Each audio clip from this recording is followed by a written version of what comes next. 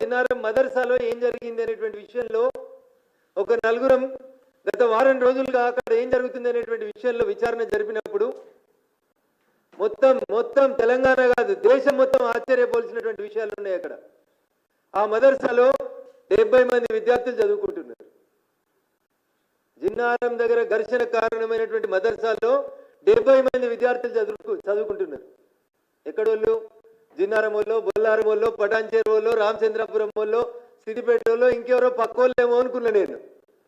మొత్తం విచారణ చేసి చూస్తే తేలింది ఏంటంటే ఆ 70 మందిలో 65 మంది 70లో 65 మంది పిల్లలు మీది ఏ ఊరు అని అడిగినప్పుడు వాళ్ళ నుంచి వచ్చిన సమాధానం కిషన్ గంజ్ బీహార్ అని చెప్తున్నారు. వాళ్ళు దయించి సభ్య సమాజం హిందువులు మొత్తం ఆలోచించాలి. ఎక్కడి నుంచి వచ్చిరట? కిషన్ గంజ్ అనే జిల్లా నుంచి బీహార్ నుంచి వచ్చినామో అని చెప్తున్నారు. మీ తల్లిదండ్రులు ఎక్కడున్నారు అని అడిగినాం. నెక్స్ట్ ప్రశ్న, మా తల్లిదండ్రులు అంతా బీహార్లోనే ఉన్నారు సార్ అని చెప్పారు వాళ్ళు. సో తల్లిదండ్రులు బీహార్లో ఉన్నారు, వాళ్ళు పుట్టింది బీహార్లో, వచ్చింది ఎక్కడికి? జిన్నారంకి వచ్చారు. పోనీ జిన్నారం ఏదో పెద్ద హైటెక్ సిటీ, అదేదో పెద్ద మున్సిపాలిటీ సర్వాంగ సుందరంగా ఉంది, వీళ్ళు వచ్చిరు ఆడేదో చేస్తున్నారు, అదేదో కాస్మోపాలిటన్ సిటీ అంటే కాదు, చిన్న మండల కేంద్రం.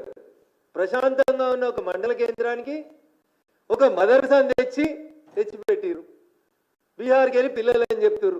మాకు అనుమానం ఉంది అది కిషన్ గంజ్ కాదు, బీహార్ కాదు. Kishanganj is adjacent to Bangladesh.